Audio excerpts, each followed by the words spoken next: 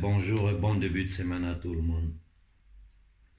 Je prends la parole juste quelques minutes pour m'adresser à ceux qui se font appeler chefs d'État en Afrique. Je répète bien, ceux qui se font appeler chefs d'État en Afrique. À voir tout ce qui est en train de se passer dans ce monde, à voir la transformation du monde, à voir les positions que toutes les nations sont en train de prendre pour leurs intérêts, pour l'intérêt de leur peuple, face au pouvoir anglo-saxon qui est en train d'attaquer la Russie. Nous voyons aujourd'hui des blocs qui sont en train de se créer. Russie, Chine, Mexique, euh, différents pays, Inde, qui sont en train de tisser des relations pour créer un système alternatif aux suites créées par le pouvoir anglo-saxon qui a mis toute l'humanité en esclavage. Je vous demande, vous les dirigeants africains, la CEDEAO, la CEMAC, qu'est-ce que vous faites? Qu'est-ce que vous faites? Vous ne faites rien. Vous ne faites rien. Vous êtes assis dans vos palais, le ventre rempli, pendant que les terroristes créés par les pouvoirs occidentaux sont en train de massacrer notre peuple. Pendant qu'un jeune, partout où les Africains se lèvent pour revendiquer leurs droits naturels d'autodétermination, ils sont assassinés comme le frère a été assassiné dernièrement au Niger. Et partout où des jeunes panafricains sérieux vont se lever, ils seront eux aussi assassinés par ces pouvoirs criminels, par ces pouvoirs néolibéraux, néo-féodaux, qui veulent imposer ce paradigme transhumain à l'humanité. Qu'est-ce que vous faites? Vous êtes assis là, le ventre plein, votre entourage, le n'importe quoi que vous appelez gouvernement, les miettes qu'on vous donne en endettant l'Afrique, en endettant le peuple africain, les miettes qu'on vous donne, que vous volez, vous venez déposer dans les paradis fiscaux ici, qu'après quand vous mourrez, ils bloquent même.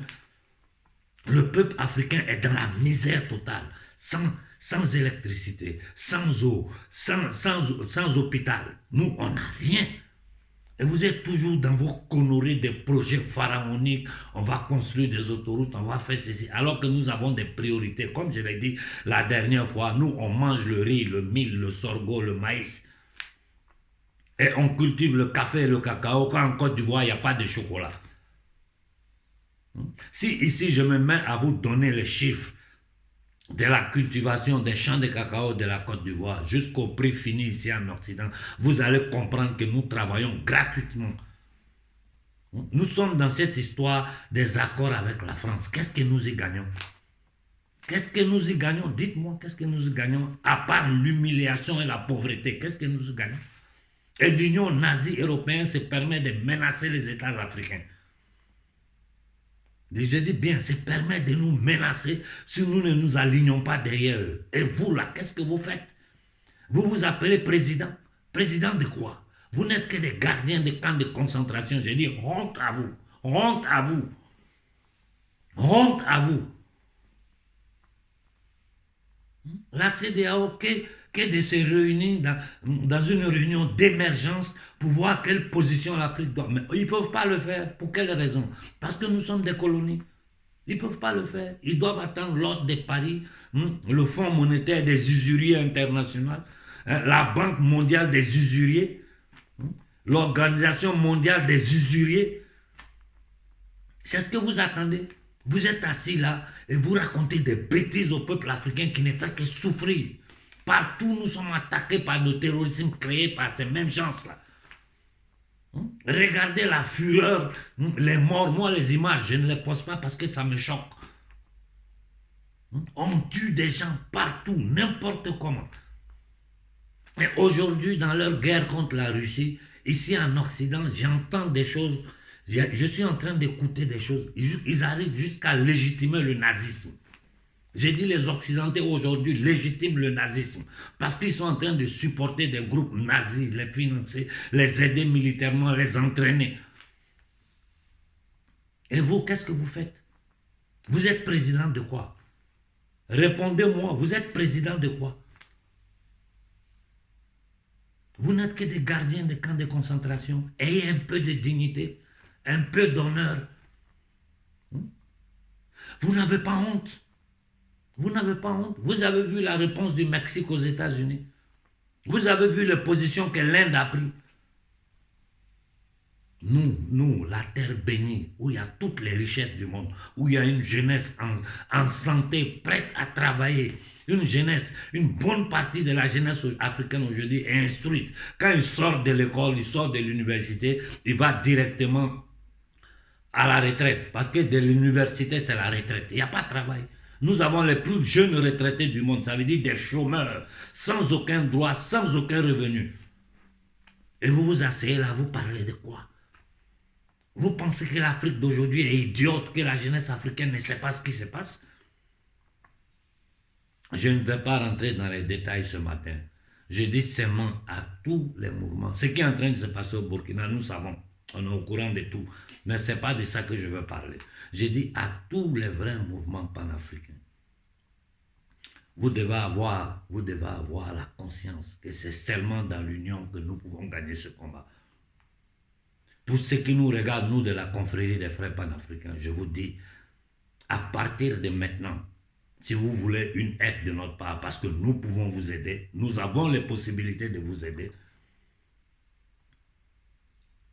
la seule chose que je vous demande, c'est de nous envoyer une lettre officielle avec vos revendications claires. Si vos revendications se marient avec les nôtres, c'est-à-dire notre objectif, vous pouvez être tranquille que si on doit mourir pour vous, on est prêt à mourir pour vous. Je ne ferai plus ce que j'ai fait au Mali, ce que j'ai fait au Burkina. À partir de maintenant, qui veut notre aide doit nous adresser une lettre officielle avec les revendications. Si ces revendications vont dans notre sens, c'est-à-dire le départ immédiat de l'armée française de Barkhane de l'Afrique sans condition, l'abolition de tous les accords qu'il y a entre l'État négrier français et l'Afrique, de 2, et de 3, votre projet pour l'Afrique, votre projet pour la jeunesse africaine. Si vous nous adressez une lettre officielle dans ce sens, nous lisons, nous sommes d'accord, nous nous mettrons sur pied pour vous donner un coup de main. Tant que ça ne sera pas fait, nous, on ne bougera pas d'un pouce. Ce que nous sommes en train de faire, ça demande de l'argent, ça demande des efforts. C'est une grande fatigue en dehors des risques que nous courons. Parce que les gens vont nous attaquer par tous les moyens. Par tous les moyens, on nous attaque. Donc, voilà ce que j'avais à dire ce matin. C'est inutile où on est aujourd'hui là. Nous sommes en plein dans la 3e guerre mondiale, une guerre asymétrique. Et quand il suit les déclarations du malade mental, du psychopathe à la tête des États-Unis, il y a de quoi s'inquiéter. Je ne sais pas ce que ces gens-là vont fabriquer. Mais tout le monde est sur pied parce qu'on sait qu'ils feront quelque chose. Si ça serait un false flag par rapport aux déclarations qu'ils sont en train de faire, pour essayer de démoniser encore la Russie, pour essayer de compliquer la situation, parce qu'ils sont en train de perdre leur hégémonie sur le monde. Et ils le disent clairement, nous, on doit maintenir notre hégémonie sur le monde. Et pour ça, on est prêt à n'importe quoi. Aujourd'hui, ils le disent clairement. Avant, ils mentaient. Ils ont menti pour aller trucider Kadhafi, simplement parce qu'ils voulaient sortir de leur système criminel. Ils ont menti pour attaquer Saddam Hussein, détruire la Libye pour les mêmes motifs. Ils ont menti, ils sont là en Afghanistan, après des millions de morts, 20 ans de guerre. Ils ont quitté en armant tous les petits groupes. Si on dit ici en Occident, ils ont menti pour attaquer la Serbie. La façon dont ils sont en train de démoniser la Russie aujourd'hui, c'est ce qu'ils ont fait sur la Yougoslavie. C'est comme ça qu'ils ont démonisé des Serbes, bombardé. Et nous, Africains, qu'est-ce que nous faisons? Aujourd'hui, là, ils n'ont plus cette force. Ils ne peuvent plus nous obliger à faire quelque chose. Ils ne peuvent plus. Tout ce qu'ils peuvent faire, c'est assassiner des personnes comme moi. Mais quand moi, je meurs, là, il y a 10 connards qui s'élèvent. L'opinion publique mondiale aujourd'hui regarde l'Afrique. Mais je vous dis, moi, dans mes discussions privées, les gens sont dépassés par le comportement de nos dirigeants. Des soumis, des minables. Tous ces milliers de partis qui se coalisent au Mali contre le gouvernement. Quel est votre objectif? Dites aux Maliens quel est votre programme. Dites-le en public. Nous allons vous supporter. Dites-le. Vous ne pouvez rien dire, vous ne parlez que de bonne gouvernance. Bonne gouvernance où? Dans un camp de concentration, où l'ennemi arrive, il pille, il tue, il prend ce qu'il veut, il s'en va. Vous parlez de quelle bonne gouvernance? Nous ne contrôlons pas notre territoire. Nous ne contrôlons pas notre économie, on n'a même pas d'économie. Hein? Tu ne contrôles pas ton territoire, tu ne contrôles pas ton économie, tu ne contrôles pas ta monnaie. De quelle liberté nous parlons? Arrêtons de nous... Ah, mais vous n'êtes pas fatigué de nous voir humiliés partout dans le monde. Vous n'êtes pas fatigué? Et vous continuez encore, tu regardes dans tous les enclos coloniaux, les gens sont dans le même discours. Ils sont dans le même discours. La politique politicienne qui ne sert à rien. Nous sommes en état d'esclavage. C'est une nouvelle forme d'esclavage. Avant, on nous enchaînait. Maintenant, ils ne peuvent plus nous enchaîner. Qu'est-ce qu'ils ont fait? Ils ont créé un système pour nous tenir toujours en esclavage. Ayez un peu de dignité. Vous, les politiciens africains, vous faites honte. J'ai dit aux militaires africains, je ne parle pas des jeunes soldats. Je parle des militaires de haut grade africains. Vous êtes des misérables. Vous êtes des misérables. Parce que sinon, des jeunes comme Koïta devaient pousser partout en Afrique. Non. Le petit du Burkina, on te tient à l'œil.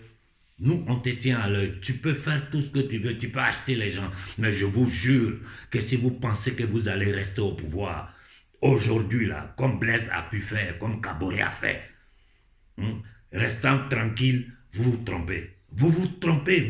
Ça veut dire que vous êtes totalement déconnecté de la jeunesse africaine. On ne vous le permettra pas. Je m'arrête là en disant, j'ai pris la parole pour dire aux associations, aux regroupements de mouvements panafricains, vous voulez notre aide, faites-nous une demande officielle. Nous allons lire pour voir si ça correspond à ce que nous voulons, nous allons vous donner une aide. Si ce n'est pas le cas, vous n'aurez pas de retour et puis sachez qu'on ne va pas vous considérer. Quiconque, j'ai dit bien, aux États-Unis, il y a le Patriot Act qui existe. En France, il y a des lois qui existent pour cela. C'est seulement en Afrique, n'importe qui peut se lever, raconter ce qu'il veut, trahir le peuple, et puis il n'y a rien. Celui qui se soumet au pouvoir anglo-saxon, comme les pays du Golfe, qui sont des pays, qui sont des gouvernements criminels, qui maltraitent les peuples, qui oppressent les peuples, personne ne dit rien. Parce qu'ils sont aux ordres de Washington, qui n'est rien d'autre qu'une colonie de l'Angleterre. Et ces gens-là nous parlent de démocratie, de ceci. Quand je regarde aujourd'hui le pays où je vis en Italie, je vois ce que le peuple italien est en train de subir d'un gouvernement illégal qui se permet, le ministre des Affaires étrangères italien, un analphabète, qui se permet de dire que Poutine est un animal. Ça veut dire qu'il n'y a plus de diplomatie. C'est quelqu'un qui ne sait même pas ce qu'on appelle la diplomatie. Moi, je peux dire ce que je veux. Mais un homme qui occupe un tel poste devant une puissance, un autre pays, tu te permets mais c'est du n'importe quoi. Sachant très bien qu'ils dépendent du gaz et des matières premières russes. Je vous dis, ce qui est en train de se passer en Ukraine, ce n'est pas une guerre entre la Russie et l'Ukraine. C'est une guerre entre la Russie et le pouvoir anglo-saxon.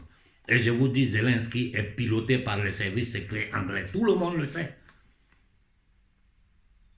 Donc voilà, je m'arrête là. J'ai dit vos revendications, envoyez-les-moi dans une lettre officielle que je transmettrai à la confrérie. Si nous sommes d'accord sur les points, les raisons pour lesquelles nous, on a mis la face, on est devant en train de combattre. Si ça va dans le sens de la lutte de libération que nous sommes en train de faire, soyez sûrs que nous allons faire tout ce que nous pouvons pour vous aider. Si ça ne va pas dans ce sens-là, donc ça veut dire que vous êtes là, vous cherchez à prendre la place de l'autre pour manger comme l'autre mangeait, maintenant toujours notre peuple dans la misère et dans la pauvreté. Et ça, nous n'allons pas le permettre. Voilà. Maintenant, nous n'allons plus travailler en bénévolat. Je dis, j'ai fait beaucoup d'erreurs dans le passé. J'étais seul. Aujourd'hui, nous avons une organisation structurée. Vous voulez notre aide? Faites ce que je vous ai dit et nous allons vous aider si vous allez dans le même sens du combat que nous. Aux Maliens, avant de fermer, je vous dis, vous êtes dans une guerre de libération. Seulement dans l'union que vous pourrez vous défendre. Parce que ces gens-là feront tout ce qu'ils peuvent pour casser le Mali. En cassant le Mali, ils vont casser toute l'Afrique.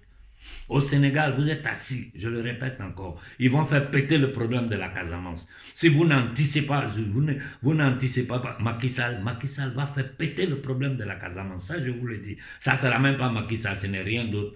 Ce n'est qu'une marionnette, un misérable mangeur de tchéboudienne. Hein? Hein, son gros ventre là, il a assis ce saleté là, il s'assoit, il parle aux Sénégalais comme si les Sénégalais sont des idiots. C'est un misérable ce monsieur. C'est vraiment un misérable. Tu fais honte aux Sénégalais et à l'Afrique. Il faut que nous sachions où nous mettre. Nous ne pouvons pas nous asseoir, assister comme nous avons fait à la fin de la Seconde Guerre mondiale, où nous avons payé un prix cher en vie humaine, où nous avons aidé matériellement la France dans ce combat. Et aux accords de Bretton Woods, voilà dans quoi ils nous ont mis. C'est dans ça que nous sommes aujourd'hui. Une économie sous perfusion, un esclavage moderne. Cette fois-ci-là, nous ne devons pas le permettre. Nous avons les possibilités, les capacités et les relations pour sortir l'Afrique de ce paradigme néo-féodal, ce paradigme criminel, assassin. À nous de jouer nos cartes sur le chéquier international. Aujourd'hui, c'est nous, un mouvement panafricain qui fait la politique extérieure de l'Afrique. Pendant que ces nègres là ces nègres de salon sont assis dans le ventre plein dans leur palais, hein, c'est nous qui courons à travers le monde pour parler de l'Afrique, pour tenter de... Mais c'est pas possible. C'est pas possible. C'est fou, quand tu réfléchis, c'est fou. Et avec n'importe qui tu parles de façon officieuse, c'est la seule chose qu'ils disent, mais c'est pas possible. Partout dans le monde, il y a la corruption, il y a les trucs, mais les dirigeants africains sont vraiment des indignes. Sont des indignes. La CEDEAO, au lieu de vous en prendre, le syndicat des nègres des salons, au lieu de vous en prendre au Mali, là, faites une réunion et dégagez une position de l'Afrique claire, la CEMAC, par rapport à ce qui est en train de se passer dans le monde. Non, ça, ils ne feront pas. Au contraire, ils vont attendre les ordres de Bruxelles et venir vous raconter des bêtises. Ça suffit. Ça suffit comme ça. Vous ne pouvez plus tromper quelqu'un. Toute l'Afrique est éveillée. Les gens aux quatre coins de l'Afrique. Moi, je n'arrive même pas à lire les messages. Excusez-moi. Parce que quand tu reçois des centaines de messages par jour, je me concentre sur ce qui m'arrive des leaders de mouvements panafricains ou des relations officieuses. À la jeunesse à qui j'ai l'habitude de répondre, à qui j'ai l'habitude d'échanger. Quand je ne réponds pas, comprenez que vraiment je suis débordé. Voilà, je m'arrête là pour ce matin. Je souhaite bonne journée à tout le monde. Nous avons la possibilité aujourd'hui de libérer l'Afrique. Tout dépend de nous. Voilà, bonne journée.